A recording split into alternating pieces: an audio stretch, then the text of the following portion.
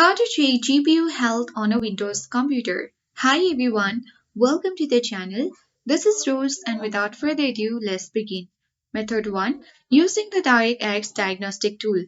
Simply press Window plus R button to open the Run dialog box.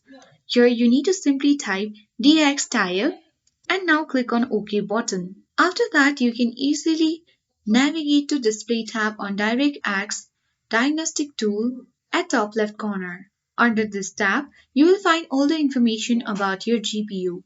Check the Notes section. If it says no problem found, your GPU is functioning correctly.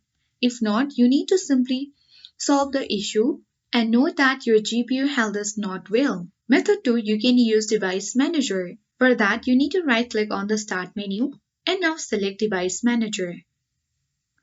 Simply expand the display adapters, then right-click on your GPU and now select Properties. In the General tab, look for Device Status.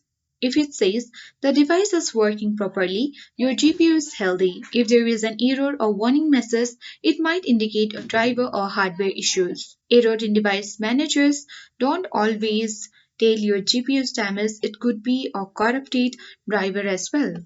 By following these two ways, you can easily check your GPU health on Windows computer.